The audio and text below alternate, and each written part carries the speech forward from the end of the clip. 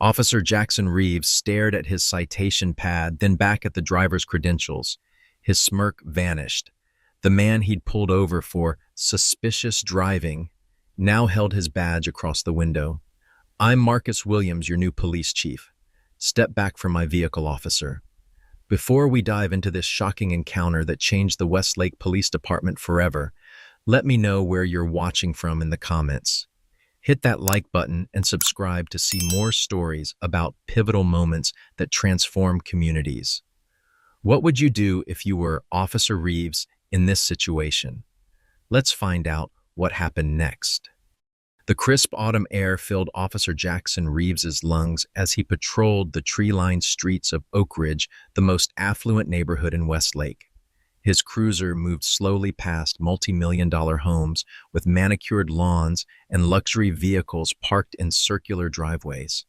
After 12 years with the Westlake Police Department, Reeves knew these streets by heart, every corner and cul-de-sac familiar territory. This particular Tuesday morning seemed unremarkable, just another shift in a neighborhood where crime was virtually non-existent, and his presence served more as reassurance to wealthy residents than actual necessity. Reeves adjusted his rearview mirror, catching a glimpse of his tired face. At 42, the lines around his eyes had deepened his once youthful appearance, now weathered by years of night shifts and stress. His recent divorce had left him financially strapped, barely able to afford his apartment across town while still paying child support. The latest rejection for promotion to sergeant still stung fresh in his mind, his third attempt, his third failure. Lieutenant Garrison had delivered the news with practiced sympathy. "You're just not what we're looking for in leadership right now, Jackson." The unspoken truth hung in the air. Officers like him, old-school cops who preferred action to paperwork, were becoming obsolete in the department's push for modernization. His radio crackled with routine updates as he turned onto Maple Avenue, the crown jewel of Oak Ridge, with its canopy of century-old trees. That's when he spotted it, a sleek black Mercedes S-Class with dark-tinted windows, moving too slowly, almost hesitantly, as if the driver was looking for an address. Reeves straightened in his seat, instinctively running the mental checklist he'd developed over years on the force. Expensive car in an exclusive neighborhood. Driver unfamiliar with the area. Tinted windows obscuring the occupant. His interest peaked, he followed at a distance, observing. When the Mercedes rolled through a four-way stop, not quite a full violation, but enough of a technicality, Reeves flipped on his lights. The car immediately signaled and pulled to the curb with textbook precision. Reeves called in the stop, providing his location and the vehicle description before approaching. As he walked toward the Mercedes, the driver's window lowered smoothly, revealing a black man in his late 40s, dressed in an impeccably tailored charcoal suit. The man's expression was calm but questioning. "License and registration," Reeves demanded, his right hand resting near his holstered weapon, a habit so ingrained he didn't even realize he was doing it. "May I ask why I'm being pulled over, officer?" the driver asked, his voice deep and measured with the careful articulation of someone used to being heard. Reeves felt a familiar tension creep into his shoulders. "You rolled through that stop sign back there. License and registration now." The driver maintained eye contact for a moment longer than Reeves found comfortable, then reached slowly for his phone. "I'm going to record this interaction, officer, for both our protection." "Is that clear?" Reeves clenched his jaw. "Do what you need to do, but I need to see your license and registration." With deliberate movements, the driver set his phone on the dashboard camera, facing outward, then reached for his wallet. "Of course, officer." He paused, looking at Reeves's nameplate, Reeves. As the driver handed over his license and registration, Reeves studied the documents with growing suspicion. The license identified the man as Dr. Marcus Williams, with an address in downtown Westlake, not Oak Ridge. The registration matched the Mercedes purchased just 2 weeks ago. "This is a mighty expensive vehicle, Dr. Williams," Reeves commented, emphasizing the title with subtle mockery. "What brings you to Oak Ridge this morning?" Dr. Williams's expression remained neutral. "I'm familiarizing myself with all neighborhoods in Westlake." "I believe that's not illegal, is it, Officer Reeves?" Reeves ignored the question, continuing to inspect the documents with exaggerated thoroughness. Brand new car driving through the wealthiest neighborhood in town. You understand why that might raise questions, right? The implication hung heavy in the morning air. Dr. Williams's eyes narrowed slightly. Questions about what exactly would you be asking these same questions if I were white? Before Reeves could respond, the sound of another approaching police vehicle caught his attention. Officer Rodriguez, his occasional partner, had arrived as backup. Standard procedure for traffic stops in Oak Ridge, though Reeves hadn't requested it. "Everything all right here, Reeves?" Rodriguez called as he approached. Dr. Williams used the momentary distraction to reach into his jacket pocket, extracting a leather credential wallet. He flipped it open, revealing a gold badge and ID card. "Officer Reeves, I'm Dr. Marcus Williams, the new chief of police for Westlake, starting my position on Monday. I was driving through Oak Ridge to get familiar with the entire city under my jurisdiction." Reeves felt as if the ground had dropped from beneath his feet, his face flushed hot, then cold. Rodriguez stopped mid-stride, mouth slightly open. "I'll be keeping your badge number," Dr. Williams continued, his voice now carrying unmistakable authority. "I expect to see you in my office first thing Monday morning, 7 a.m. sharp. We'll discuss this interaction in detail." He held out his hand for his returned documents. "Am I free to go now, Officer Reeves, or is there something else you need from me?" The station buzzed with whispers as Reeves pushed through the double doors, his face a mask of forced indifference. News traveled fast in a department of 60 officers, and judging by the sudden hush and sidelong glances, the story of his traffic stop had already made the rounds. Sergeant Miller's loud voice carried from the break room. "You mean Reeves actually pulled over the new chief?" God, I would have paid good money to see his face. Laughter erupted, quickly stifled, as Reeves stomped past the doorway toward his desk. He dropped heavily into his chair, ignoring the curious stares from surrounding officers. His computer screen blurred before his eyes as memories flooded back. All the times he'd followed his instincts about drivers who didn't belong in certain neighborhoods. The black teenager in a slightly worn Honda he'd pulled over 3 times in 2 months. The Hispanic woman in business attire he'd detained for 30 minutes because her registration was suspicious. The Middle Eastern man whose taillight he'd claimed was out, though it mysteriously worked when tested. Each time he'd found nothing, issued no tickets, but maintained he was just doing thorough police work. Each time the complaints that followed were dismissed as misunderstandings or oversensitivity. Officer Elena Rodriguez appeared beside his desk, her expression a mixture of concern and disapproval. "Jackson, we need to talk," she said, her voice low. "Not now, Rodriguez," he muttered, shuffling papers he wasn't actually reading. "Yes, now," she insisted, grabbing his arm. "Conference room B is empty." Reluctantly, he followed her to the small room and closed the door behind them. Rodriguez wasted no time. "This isn't the first time, Jackson. You've been targeting drivers based on nothing but their skin color for years, and now you've done it to the wrong person." Reeves's defensive anger flared immediately. "That's bull, and you know it." That Mercedes was crawling through the neighborhood, and he rolled the stop sign. It was a legitimate stop. Rodriguez crossed her arms. "Like the legitimate stops you made on Riverside Drive last month. 6 black drivers in one shift, all released without citations. Or the 3 Asian students you pulled over near the university because they were driving suspiciously." "That's called police work," Reeves shot back. "I follow my instincts. It's kept me alive for 12 years on the force. It's called profiling, Jackson. And now you've profiled the new chief." Williams is a Harvard-educated criminologist with a reputation for cleaning up departments. He was brought in specifically because the mayor wants to address complaints about biased policing. The color drained from Reeves's face. "Why didn't anyone tell me he was black?" Rodriguez's expression hardened. "Would it have mattered? Would you have treated a white chief the same way?" That's exactly the problem. By afternoon, the department had divided into camps. Veterans like Officer Simmons and Detective Cooper voiced support for Reeves, chalking the incident up to bad luck and insisting any officer would have made the same stop.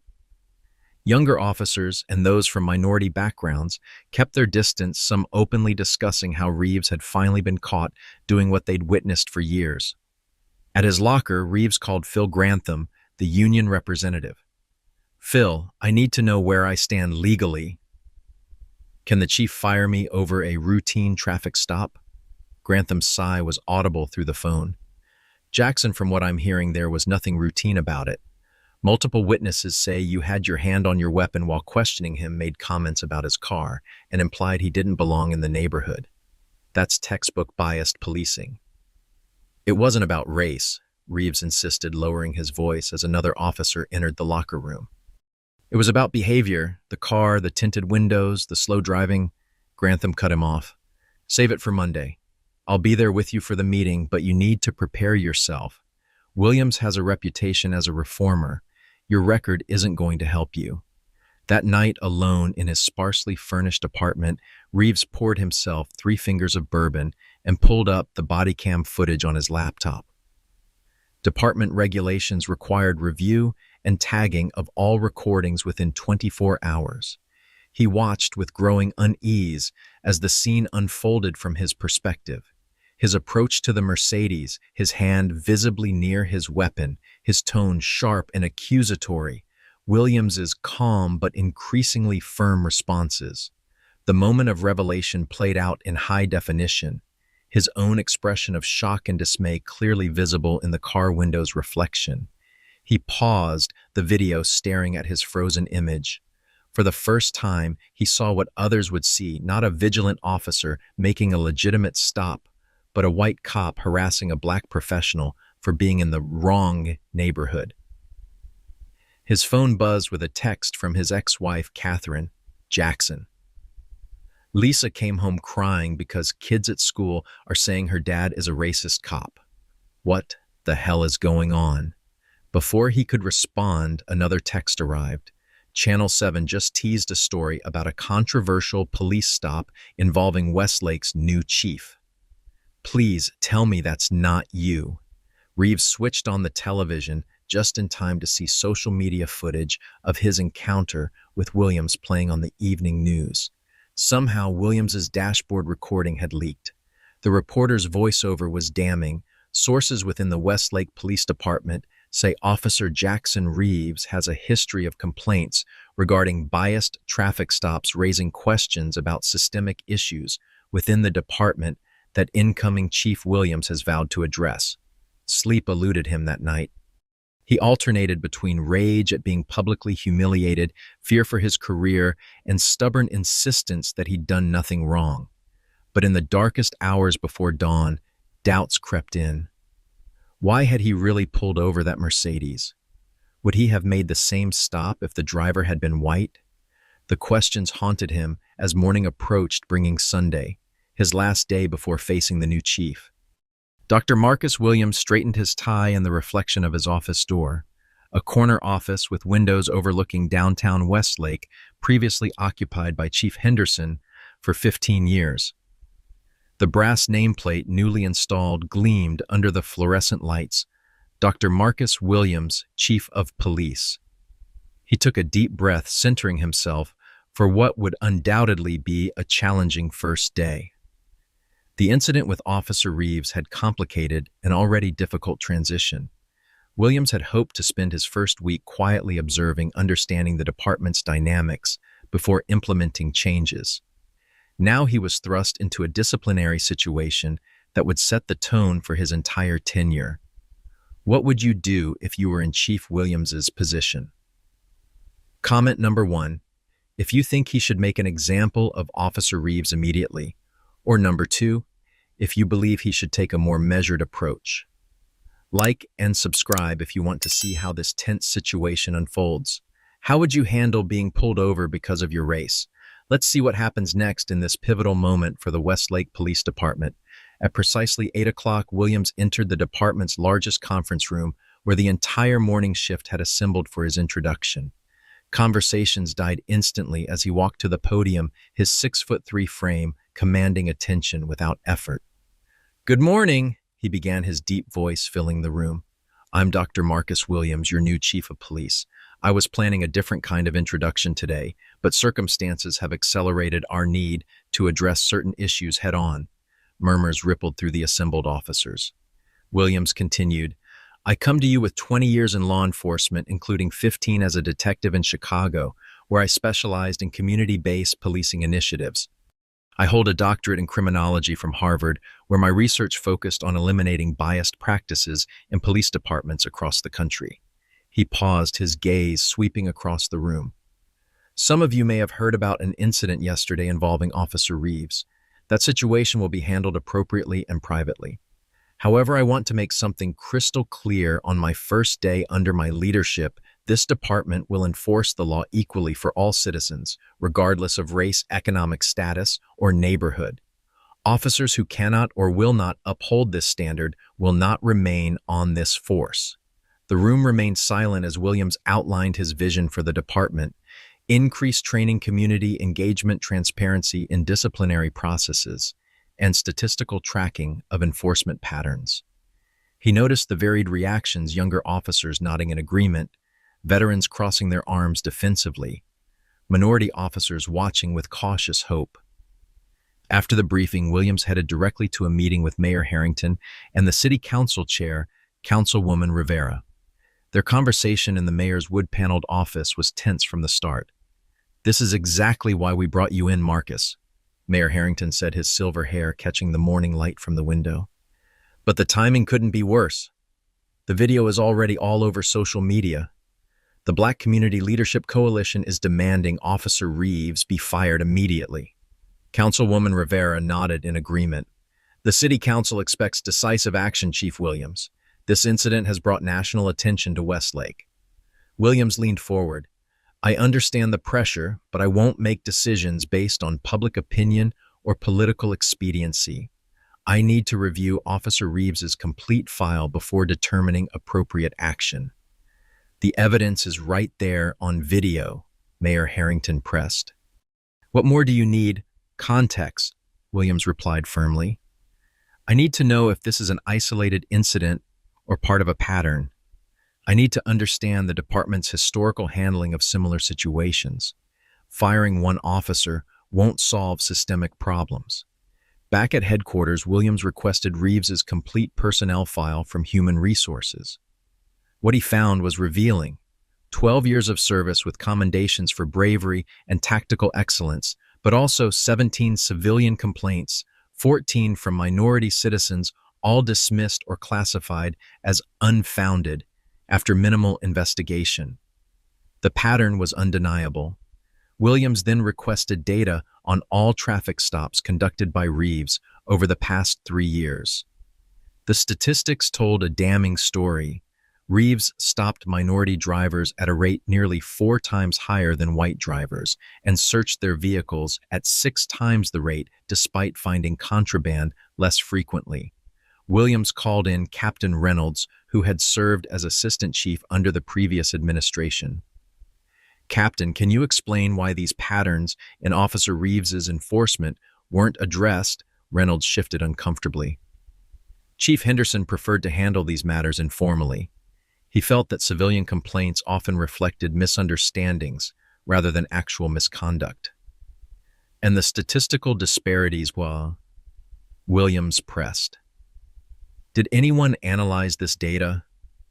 We collect the data because state law requires it, Reynolds admitted. But there was no mandate to act on it. Williams contained his frustration. That changes now. I'm directing internal affairs to conduct a comprehensive review of all officers with similar patterns. Throughout the day, Williams fielded calls from community leaders demanding action. Reverend Johnson from First Baptist Church requested an immediate meeting. The president of the local NAACP chapter wanted a public statement. The police union president called to remind Williams of officers' contractual rights. By late afternoon, Williams sat alone in his office reviewing the body cam footage for the 4th time. Each viewing revealed new details: Reeves's hand hovering near his weapon, his skeptical tone when examining Williams's license, the visible shift in his demeanor when he realized his mistake. The department's legal counsel attorney, Sarah Chin, watched alongside him. From a legal perspective, she advised, there's enough here to justify disciplinary action, possibly termination with cause. His conduct violated department policies on unbiased policing and professional conduct. Williams nodded thoughtfully. What concerns me most isn't just this incident, but what it represents. If he's this comfortable profiling someone in broad daylight with a body cam recording what happens during night shifts in less affluent neighborhoods. Chen closed her notepad. The 7 a.m. meeting is confirmed for tomorrow. Union Representative Grantham will be present with Officer Reeves. Good, Williams said, standing to look out over the city. His city now with all its complexities and challenges. It's time to begin changing the culture of this department one officer at a time. Monday morning arrived with a media circus outside police headquarters. News vans lined the street, reporters clutching coffee cups stamped against the early chill. Officer Jackson Reeves navigated through the chaos with his head down, ignoring shouted questions about racial profiling and department policy. Union Representative Phil Grantham met him at the side entrance, his usual jovial demeanor replaced by grim professionalism. "Remember what we discussed," Grantham murmured as they badged through security. "Stick to the facts of the traffic stop. Don't get defensive. Acknowledge the chief's position, but maintain you were following protocol." The walk through the station felt endless. Officers stopped mid-conversation to watch Reeves pass, some offering subtle nods of solidarity, others deliberately turning away. Rodriguez caught his eye across the bullpen and shook her head slightly, a gesture containing equal parts disappointment and sympathy. At 6:55 a.m., Reeves and Grantham arrived at the chief's office. The assistant, a woman Reeves didn't recognize, informed them coldly, "Chief Williams will see you when he's ready. Please wait." 1 hour stretched into 2. Reeves shifted uncomfortably in the hard visitor's chair, watching department personnel come and go from the chief's office. The legal counsel, the internal affairs captain, the public information officer. Each emergence, without acknowledgement, twisted the knife of anxiety deeper. Grantham checked his watch, repeatedly, his expression darkening. "This is unprofessional," he muttered after the 3rd hour. "I should file a complaint about the treatment alone." Reeves said nothing, recognizing the power play for what it was. Finally, at 11:15, the assistant announced, "Chief Williams will see you now." The chief's office had been transformed from Henderson's hunting trophy showcase to a minimalist, professional space. Williams sat behind the desk, his posture straight, expression unreadable. A digital recorder and thick folder lay before him. "Officer Reeves, Mr. Grantham, thank you for your patience," Williams said, not sounding thankful at all. "Please sit." After they settled, Williams activated the recorder, stating the date, time, and present parties. "Officer Reeves, I'd like you to explain in your own words why you initiated a traffic stop on my vehicle Saturday morning." Reeves cleared his throat. "I observed a vehicle moving slowly through a residential neighborhood known for low crime. The driver proceeded through a stop sign without coming to a complete stop, constituting a violation of Traffic Code 202-450. I initiated a traffic stop based on this observed violation." Williams's expression didn't change. "And once you approached the vehicle, what was your assessment of the situation?"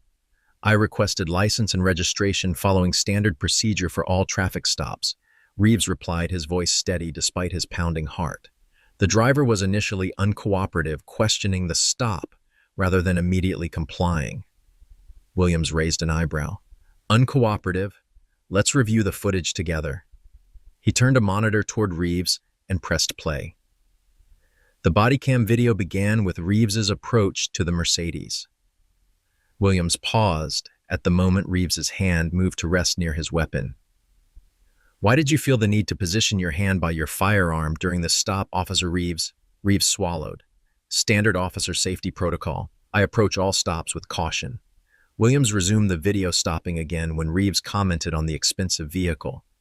"What relevance did the value of my car have to the alleged traffic violation?" Reeves shifted uncomfortably. "I was establishing context for why the vehicle caught my attention in that neighborhood." "Context," Williams repeated flatly. He fast-forwarded to Reeves questioning why Williams was in Oak Ridge. Was my presence in an affluent neighborhood suspicious to you, Officer Reeves? Before Reeves could answer, Williams opened the folder on his desk. I've reviewed your traffic stop history for the past 3 years, officer. Did you know that you stop minority drivers at a rate 4 times higher than white drivers? Grantham interjected. Chief Williams, with all due respect, statistical disparities alone don't prove bias in individual cases. Williams ignored him, focusing on Reeves. 67% of your stops in predominantly white neighborhoods involve minority drivers, despite minorities comprising only 18% of vehicles in those areas. You conduct searches on 43% of the minority drivers you stop, compared to 7% of white drivers. Yet your contraband hit rate is actually lower for the minority searches. Reeves felt sweat beading on his forehead. I stop suspicious vehicles and suspicious behavior, not specific races, he insisted. Williams leaned forward. Officer Reeves, I've experienced what you call suspicious behavior my entire life. Driving while black. I've been pulled over 38 times in my 27 years of driving. Know how many citations I've received? 3. The same as most white drivers get in a lifetime. The office fell silent. Williams continued, his voice lower, but more intense. I was once a patrol officer too. In Chicago, I worked some of the toughest neighborhoods in America. I know about officer safety.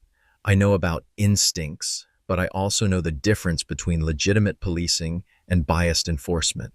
Reeves's composure began to crack. Sir, I've served this department faithfully for 12 years. I've never had a sustained complaint against me. Because no one was looking, so Williams countered. Because the previous administration buried complaints instead of addressing them. That ends today. He closed the folder.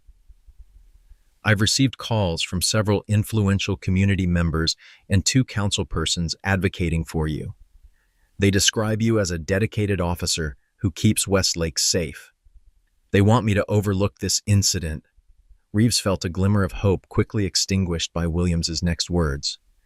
I'm not inclined to accommodate them. However, I do believe in second chances when they're accompanied by genuine accountability. Williams pulled another folder from his desk. I'm implementing a comprehensive accountability and community trust program for officers who demonstrate patterns of biased enforcement. You have 2 options. Officer Reeves' termination proceedings beginning today, or participation in this 6-month intensive program while reassigned to administrative duties. Grantham leaned forward. What exactly does this program entail? Williams outlined the requirements: implicit bias training, cultural competency, education, community service in minority neighborhoods, ride-alongs with community leaders, regular progress evaluations, and ongoing statistical monitoring of enforcement patterns after returning to patrol. This isn't a slap on the wrist, Williams concluded. It's a demanding program designed to create meaningful change in officers' perspectives and behaviors. If Officer Reeves fails to complete it successfully or shows continued biased enforcement, afterward termination will be automatic. Reeves stared at the paperwork, the reality of his situation sinking in. His career, his identity, his financial stability, everything hung in the balance. This seems excessive for a routine traffic stop, Grantham protested weakly. We both know it wasn't routine, Williams replied. It was simply the first time Officer Reeves stopped someone with the power to hold him accountable. Reeves looked up, meeting Williams's steady gaze. Do I have time to consider my option? 24 hours, Williams answered. But the body cam footage becomes public record at 5 p.m. today under our transparency protocols. Once it's public, political pressure may eliminate the program option, leaving only termination. Reeves felt cornered. If I agree to the program, what happens to the footage? It's still released, but with a statement that appropriate disciplinary action has been taken and a remediation plan implemented, Williams said. The department acknowledges the issue and shows it's being addressed. After a tense silence, Reeves nodded. I'll do the program. As they stood to leave, Williams added, One more thing, Officer Reeves. This isn't just a formality to save your job. Either you genuinely engage with this process and grow from it, or you'll find yourself right back in that chair with fewer options. I'll be monitoring your progress personally. Reeves left the office feeling stripped bare, his certainties shaken, his future unclear. The gauntlet had been thrown down, and for the first time in his career, he couldn't avoid the consequences of his actions. The body cam footage hit social media with the force of a hurricane. Despite department protocols restricting its release to official channels, someone had leaked the unredacted version showing the entire encounter from Reeves's perspective. The video accumulated 100,000 views within hours, accompanied by hashtags like #HadDrivingWhileBlack and #HatPoliceBias. National news outlets picked up the story by evening, framing it as emblematic of ongoing issues in American policing. Reeves discovered the leak when his phone exploded with notifications. Former Academy classmates, friends from other departments, even his brother in Seattle sending links to the video. Sitting alone in his apartment, he watched the footage spread across platforms accompanied by scathing commentary, dissecting his every word and gesture. Cable news talking heads debated his actions, his history, his motivations. Strangers suddenly experts on his character. Chief Williams held a press conference the following morning, the assembled media pressing close to the podium like predators sensing wounded prey. Williams stood tall, his uniform impeccable, his expression serious but composed. "Yesterday, I met with Officer Jackson Reeves regarding the traffic stop incident that has now become public," he began. "After reviewing the evidence and Officer Reeves's service record, I have implemented appropriate disciplinary measures in accordance with department policy and union agreements. The specifics remain confidential as a personnel matter, but I can confirm that Officer Reeves has been temporarily reassigned while completing mandatory remedial training." Reporters shouted questions about termination, racial profiling, and department culture. Williams raised his hand for silence. "This incident highlights issues that exist not just in our department, but in policing nationwide. Rather than focus solely on one officer's actions, we are using this as an opportunity to evaluate and improve our entire approach to equitable enforcement. I've authorized a comprehensive review of all traffic stop data, civilian complaints, and use of force incidents to identify any patterns requiring attention." His measured response frustrated those seeking blood, but reassured others with its professionalism. The police union issued a statement supporting the chief's handling of the situation while defending Reeves's right to due process. Community reactions split along predictable lines. That evening, over 200 protesters gathered outside police headquarters carrying signs demanding "Fire Reeves now" and "End racist policing." Reverend Johnson from First Baptist Church addressed the crowd, his voice carrying through a portable speaker. "We've seen this movie before. A slap on the wrist, some sensitivity training, then back to business as usual. Chief Williams must understand that real change requires real consequences." Across town at the Fraternal Order of Police meeting, senior officers expressed concern about being second-guessed for legitimate police work. "Today, it's Reeves. Tomorrow, it's any of us who stops the wrong person," Detective Cooper argued to nodding colleagues. "We're being asked to ignore our training and instincts to avoid offending people." For Reeves, the public exposure created a living nightmare. He found his personal information posted online, received threatening phone calls, and discovered his car window smashed in the apartment parking lot, a note reading "racist" tucked under the wiper blade. His 12-year-old daughter Lisa called sobbing from her mother's house. "Dad, kids at school are saying horrible things about you. Morgan Williams said her mom told her you're like those racist cops on TV who hurt people. Are you going to lose your job?" The pain in her voice cut deeper than any professional consequence. "No, sweetheart," he assured her, even as uncertainty gnawed at him. "I'm just doing some different training for a while. People don't understand what really happened." After the call, his ex-wife Catherine's voice came on the line, tense with controlled anger. "Jackson, I've had to take Lisa's phone away because of the messages she's getting. This is affecting her schoolwork, her friendships, everything. You need to fix this somehow. What exactly am I supposed to do, Kath? He snapped. Issue a public apology. Resign. Would that satisfy everyone? Her sigh carried years of accumulated frustration. Maybe start by asking yourself if what people are saying has any truth to it. Lisa deserves a father she can be proud of. The comment stung long after she hung up. At the station, Reeves found himself isolated in more ways than one. Reassigned to records management in the basement, he spent his days processing paperwork in a cramped office far from patrol operations. Former friends grew distant, conversations ending when he entered the break room. Rodriguez attempted awkward small talk occasionally, but couldn't hide her discomfort. Others were less subtle. Sergeant Miller loudly discussing the witch hunt against good officers. Whenever Reeves was within earshot, a performance of solidarity that felt more like exploitation than support. The following week, national news magazine, American Focus, published an in-depth article titled Traffic Stops America's Racial Flashpoint, featuring Reeves's encounter with Williams as its central case study. The piece included interviews with criminologists, civil rights attorneys, and former police officers examining how routine enforcement became a battleground for racial justice. Reeves's name and image were now synonymous with biased policing and media coverage across the country. Alone in his apartment each night, Reeves cycled through emotions like stations on a radio: anger at being publicly vilified, resentment toward Williams for exposing him, fear for his future, and increasingly uncomfortable questions about his own behavior. He began reviewing his mental justifications for past stops, trying to untangle legitimate suspicion from unconscious bias. The exercise left him unsettled, defensive one moment and doubtful the next.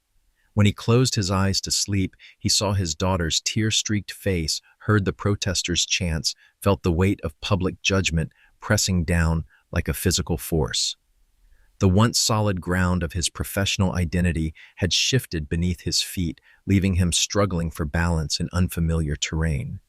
Chief Williams stood before 4 officers seated in the department's training room, a space transformed from its usual tactical focus with new posters about community policing and bias awareness.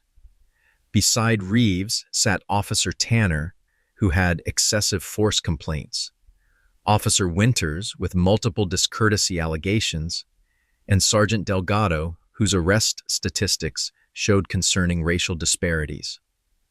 Welcome to the first cohort of the Accountability and Community Trust Program. Williams began pacing slowly before them.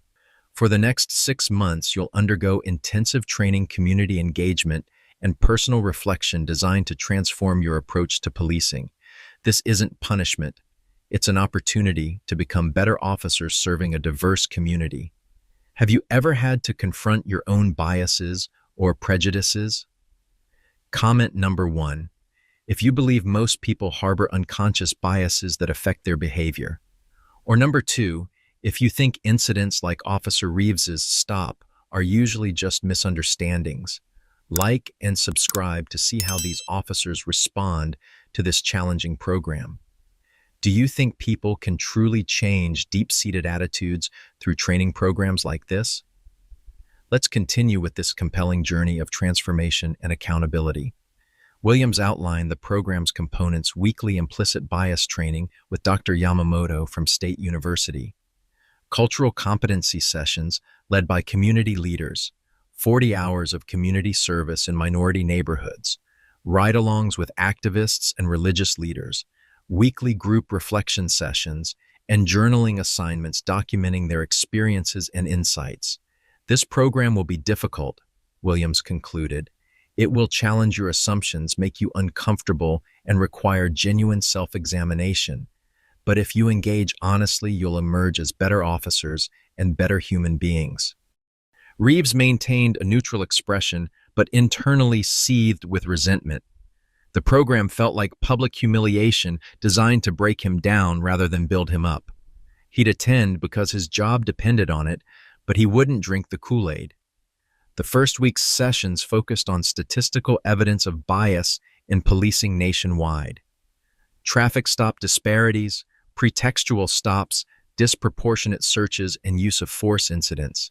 Reeves sat with arms crossed, mentally countering each point with justifications from his experience. When Dr. Yamamoto asked participants to share their reactions, Reeves offered minimal responses. Interesting perspective. I'll consider that view.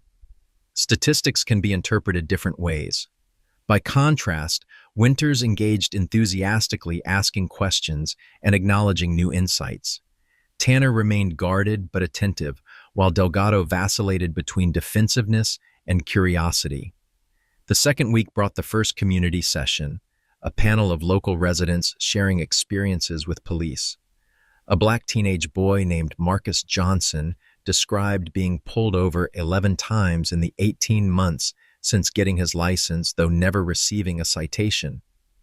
Each time they say I was driving suspiciously or didn't signal long enough, he explained. My white friends don't believe me because it never happens to them. Do you know what it's like to drive in fear every day? The question hung in the air, directed at no one and everyone. Reeves stared at the floor, uncomfortably reminded of similar stops he'd conducted, justified as proactive policing, but yielding no results. For their community service assignment, participants were paired with local organizations. Reeves was assigned to the West Side Community Center in the predominantly black Riverside neighborhood, the same area where his statistical disparities were most pronounced. His partner would be Sharon Thompson, a 60-year-old community advocate known for her unfiltered opinions about police practices. Their first meeting set the tone for their relationship. Officer Reeves, Thompson said, sizing him up with sharp eyes that missed nothing. I've heard about you, not just the incident with Chief Williams, but from young men in this neighborhood for years. They call you Ghost because you appear out of nowhere to follow them, then disappear when you find nothing wrong. Reeves bristled. I'm just here to fulfill my program requirements, Miss Thompson. Then you'll fail, she replied bluntly. This isn't about checking boxes. It's about understanding the impact of your actions on real people. These young men aren't statistics or suspicious behaviors. They're sons, brothers, students, workers, trying to live their lives without being criminalized for existing. Their community center work involved mentoring youth, organizing neighborhood cleanups, and assisting elderly residents. Initially, Reeves performed tasks mechanically maintaining professional distance. The teenagers regarded him with open suspicion, some recognizing him from previous encounters. You that cop that stopped my cousin 3 times last year, one boy stated flatly. Searched his car twice for nothing. Reeves had no response, unable to recall the specific stops among countless others. As weeks passed, however, the human reality of the neighborhood slowly penetrated Reeves's defensive shell. He learned residents' names, heard their stories, witnessed their daily challenges. He helped 14-year-old Deshawn with math homework, fixed Mrs. Wilson's porch steps, coached the center's basketball team when their regular volunteer fell ill. Thompson observed his gradual shift from aloof participation to genuine engagement, though she remained skeptical of lasting change. Chief Williams regularly checked Reeves's progress, reviewing weekly reflection journals and discussing observations with program facilitators. During their 1-month evaluation meeting, Williams challenged Reeves directly. Your attendance is perfect, Officer Reeves, but Dr. Yamamoto notes your minimal participation in discussions. Are you actually engaging with this process or just going through motions? Reeves considered a diplomatic answer, then decided on honesty. I'm trying, Chief. Some of this feels like political correctness dressed up as training, but other parts, he hesitated, other parts are making me think. The community service especially. Williams nodded. Good. Questioning is part of growth. Keep pushing yourself beyond comfortable assumptions. Back at the station, Reeves faced a different challenge.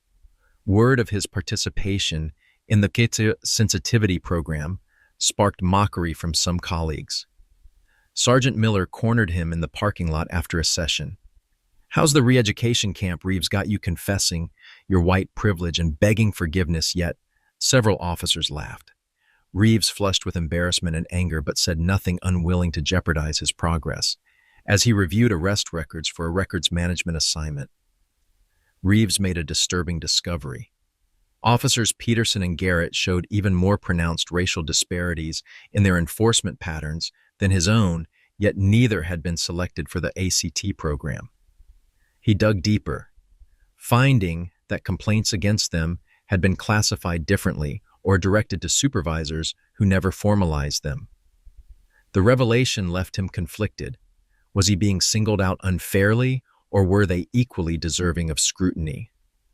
The question lingered as he continued through the program, his perspective gradually shifting despite his initial resistance.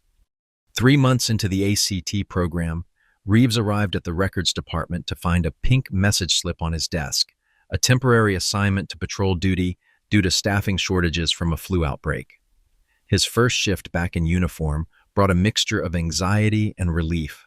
The familiar weight of his duty belt and patrol car, a welcome return to normalcy after months of paperwork and uncomfortable conversations. His assignment, Oak Ridge neighborhood, the exact location of his fateful encounter with Chief Williams. The irony wasn't lost on him. The autumn afternoon passed uneventfully as Reeves patrolled the tree-lined streets, hyper-aware of his every decision. He scrutinized his reactions to each vehicle he observed, questioning impulses he once would have followed without hesitation. Near the end of his shift, a silver Audi rolled through the same stop sign where he'd pulled over Williams. The driver was a young black man in his 20s. 3 months earlier, Reeves would have flipped on his lights without hesitation. Today, he paused, mentally reviewing the actual violation versus his potential biases. The traffic infraction was real, if minor. After a moment's consideration, he activated his lights, radioed in the stop, and approached with a new awareness. "Good afternoon, sir," he began, standing slightly farther from the window than his old habit, his hand deliberately away from his weapon. "I'm Officer Reeves with Westlake PD. You rolled through that stop sign back there." The driver's tension was visible, shoulders tight, hands firmly at 10 and 2 on the steering wheel. "I'm sorry, officer. I didn't realize I didn't stop completely." Instead of immediately demanding license and registration, Reeves asked, "May I see your license, registration, and insurance when you have a moment?" The subtle difference in phrasing, a request rather than a command, reflected one of Dr. Yamamoto's lessons about authority dynamics in police encounters. The driver, who introduced himself as Andre Tucker, provided his documents promptly. As Reeves reviewed them, he made a point of explaining his actions. "I'm just verifying your information's standard procedure for any stop. Everything looks in order here." When he returned the documents without requesting a search or making assumptions about Tucker's presence in the neighborhood, the young man's surprise was evident. "That's it. No questions about what I'm doing in this neighborhood or where I'm coming from." Reeves felt a flush of recognition at the question. "No, sir. Just be sure to come to a complete stop next time. Drive safely." As Tucker drove away with only a warning, Reeves noticed a bumper sticker for Riverside Community College, the same school where he'd been mentoring students through his community service assignment. Back in his cruiser, Reeves logged the stop, including his decision process and the warning outcome. Later that evening, he received an unexpected email from Chief Williams. "Officer Reeves, Mr. Tucker called the department specifically to commend your professionalism during a traffic stop today. He mentioned that his cousin had a very different experience with you last year in the same neighborhood. Progress noted." The message was brief, but its impact profound. Someone had noticed a change in his approach, not just program facilitators or community leaders with vested interests, but an ordinary citizen who experienced the difference firsthand. The following week brought another breakthrough during a ride-along with Reverend Johnson, the same minister who had led protests calling for Reeves's termination. Their initial hours together were strained conversation limited to polite minimum. As they drove through Riverside, Johnson pointed out landmarks invisible to outsiders. The corner where a community garden had replaced a vacant lot, the mural commemorating a local child lost to violence, the barbershop that doubled as an informal community center. Before integration, Johnson explained. That barbershop was where people registered to vote despite threats.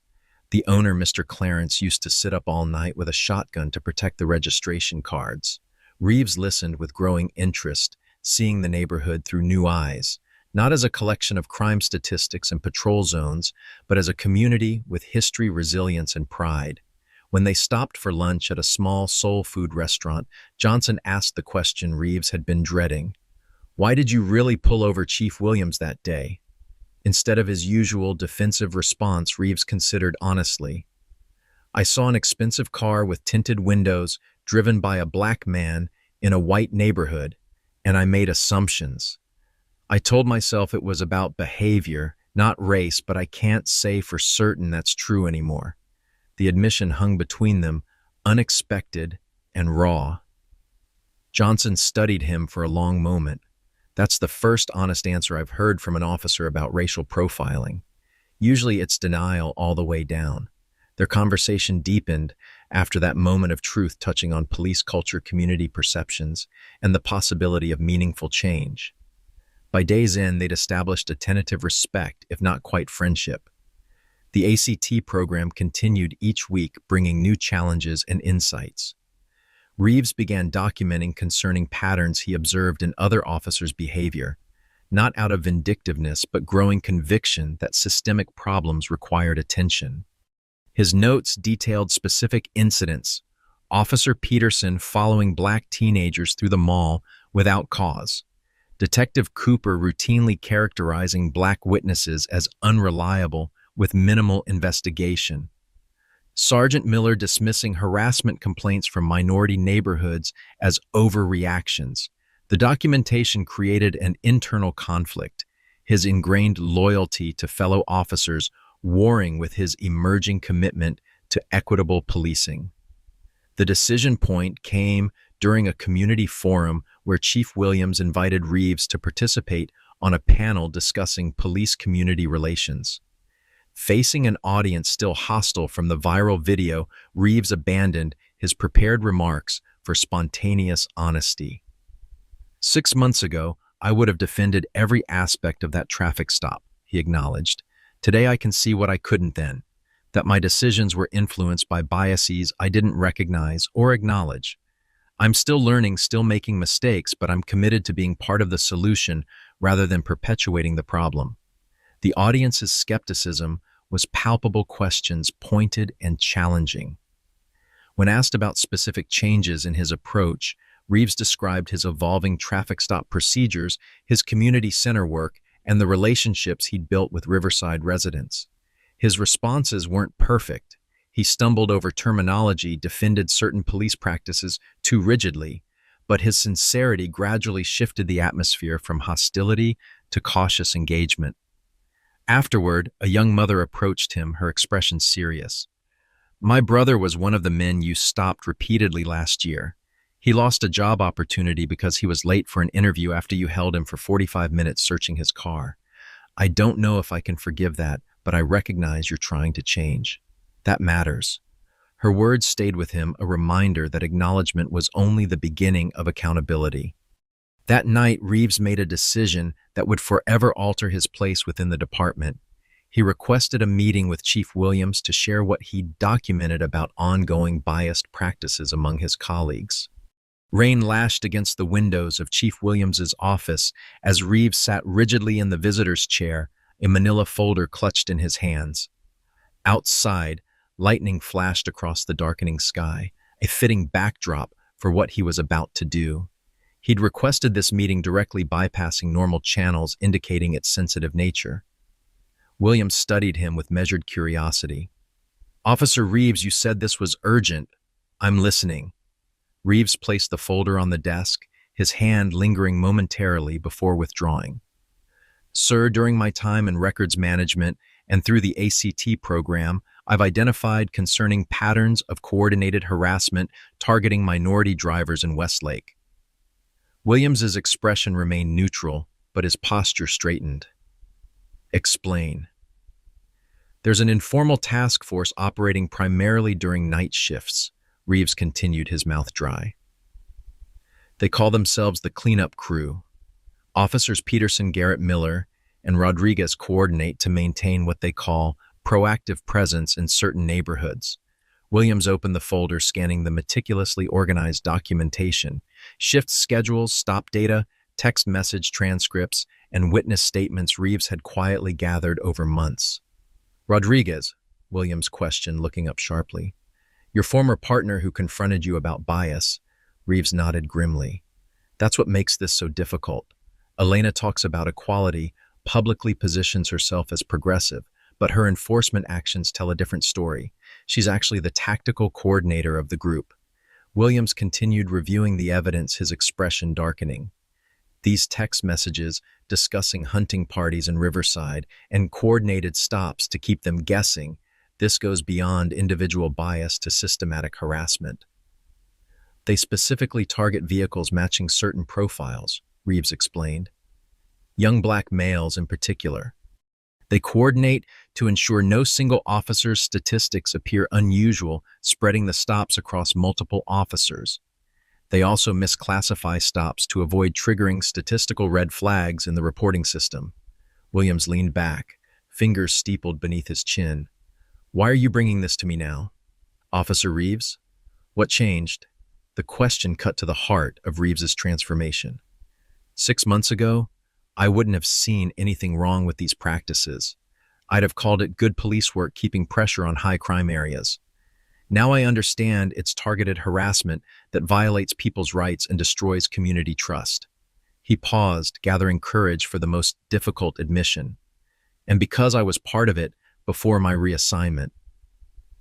Not formally, but I participated in the same practices used, the same justifications.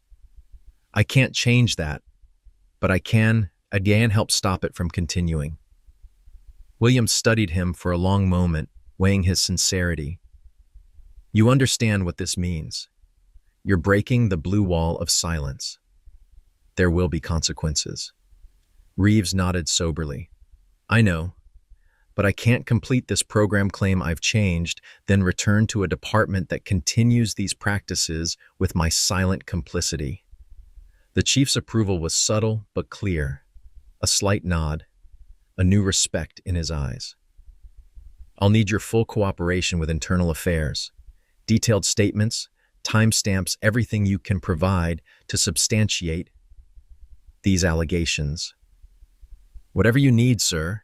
As Reeves left the meeting, the weight of his decision pressed upon him. He'd crossed a line that couldn't be uncrossed, violating police culture's most sacred commandment, never turn against your own.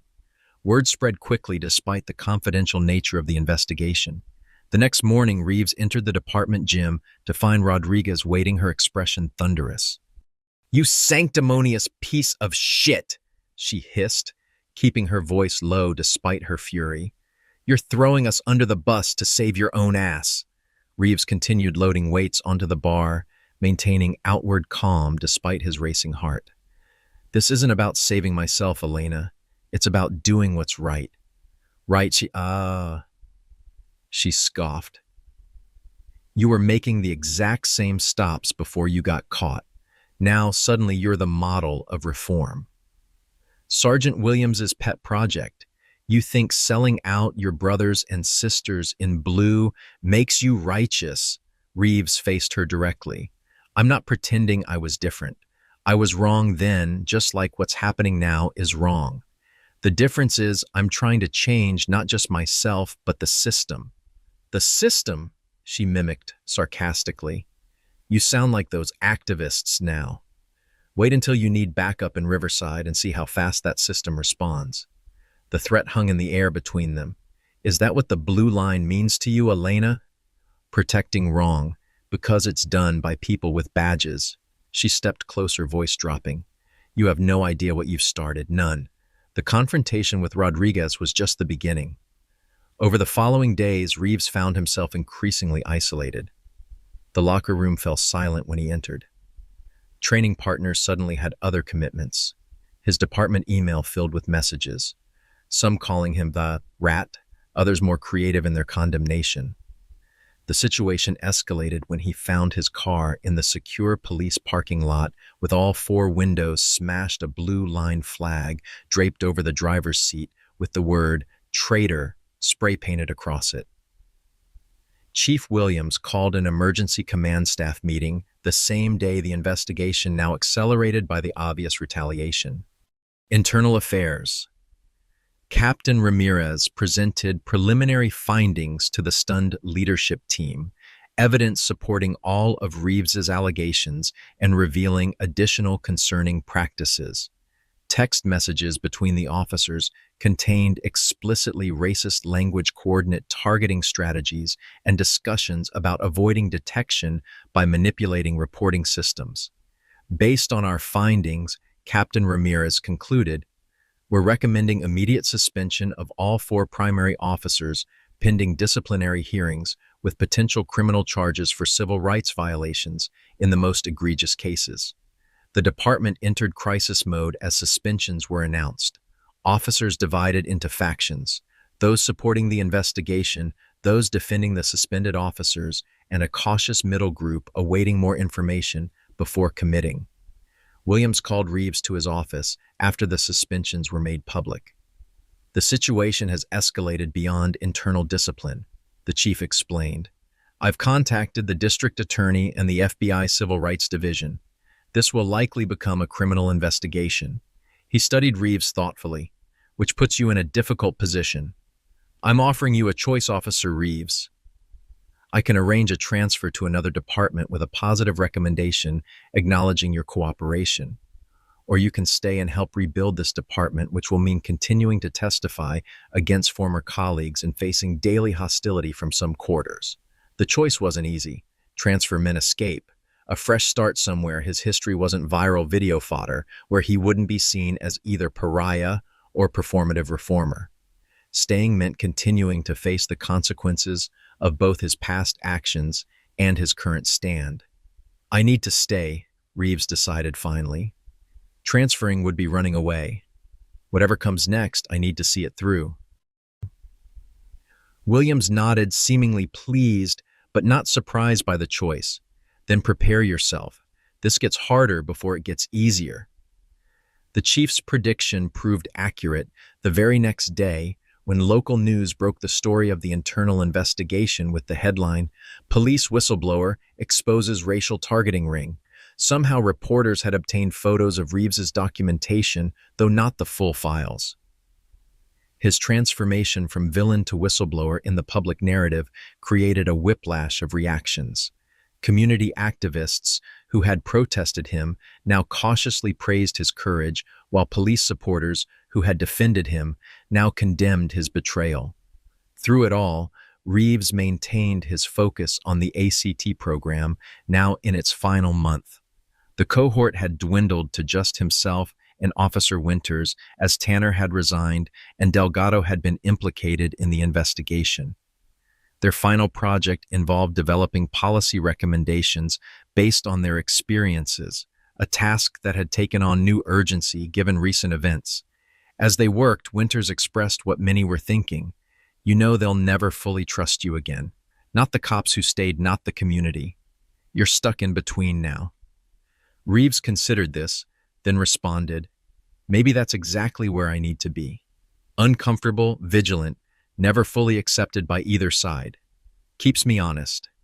The answer surprised even himself with its clarity and conviction. Spring sunshine warmed the courtyard outside Westlake Police Headquarters as officers, city officials, and community members gathered for the graduation ceremony of the Expanded Accountability and Community Trust Program. 6 months had passed since the internal investigation had rocked the department, bringing national attention and profound changes. Chief Williams approached the podium, his presence commanding as always, but now with the easy confidence of a leader whose vision was taking root. Today we celebrate not just the completion of a training program, but a fundamental shift in how we approach policing in Westlake, he began.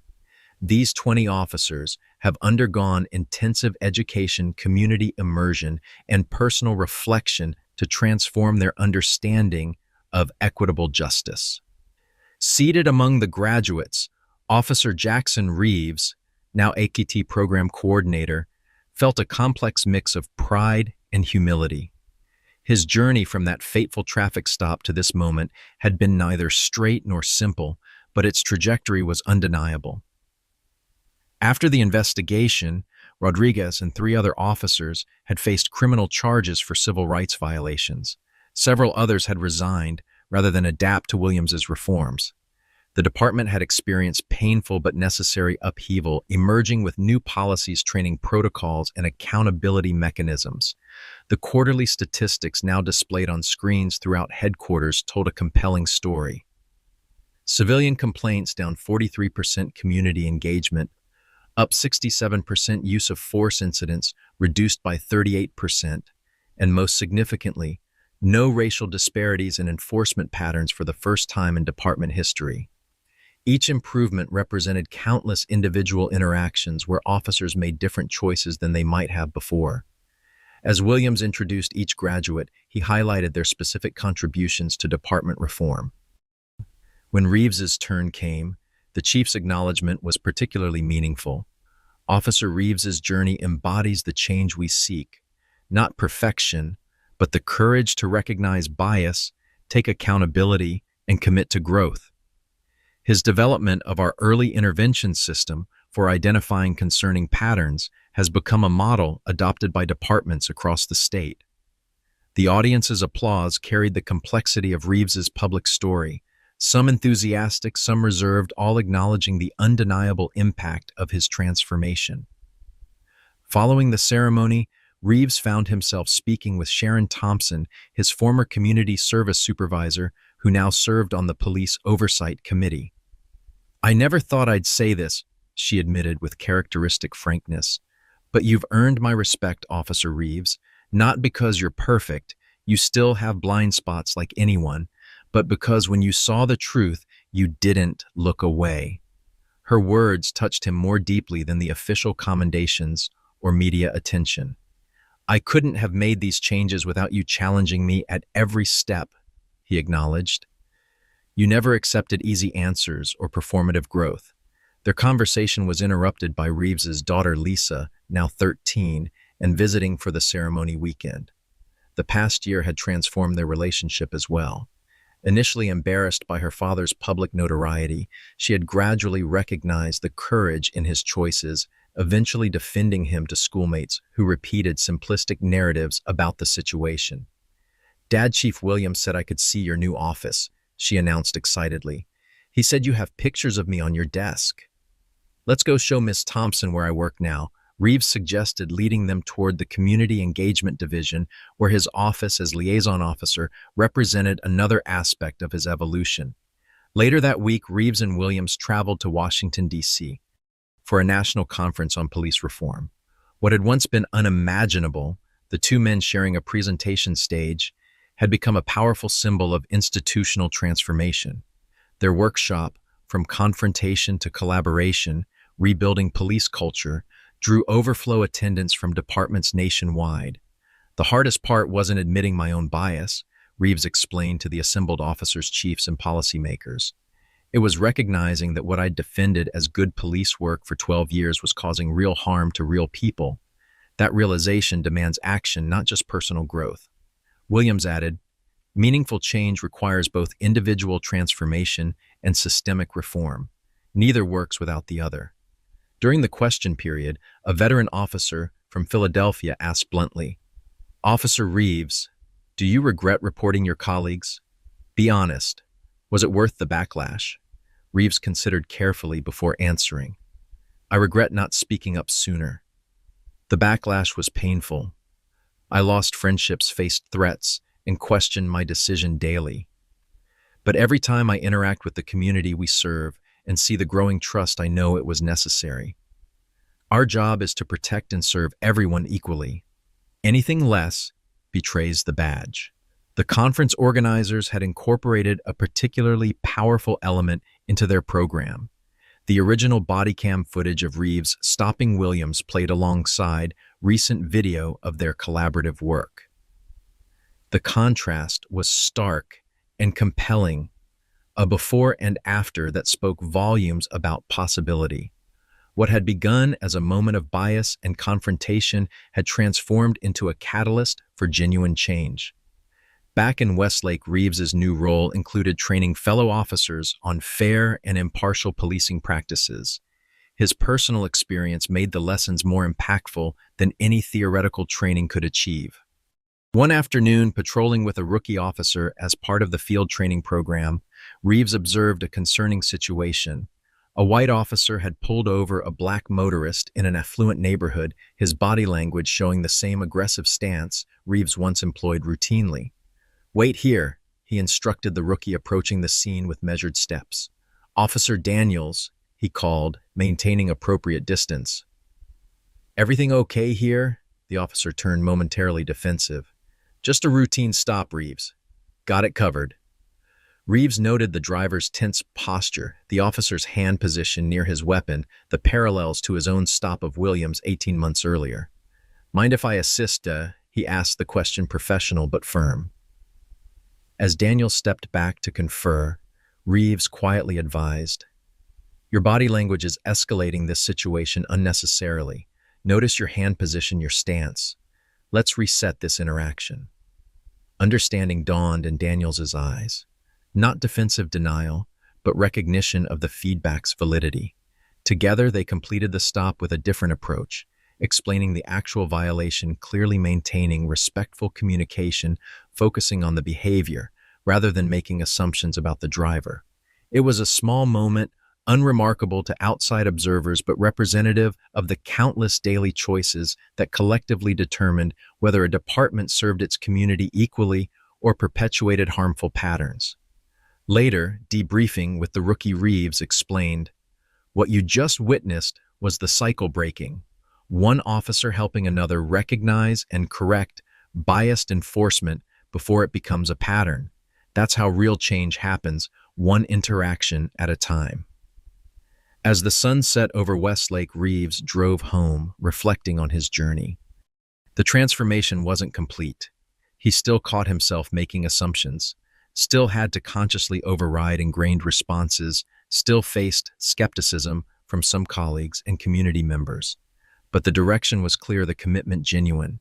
The 5 words that had changed his life, "I'm your new police chief," had set in motion a process that transformed not just his career, but his understanding of justice itself.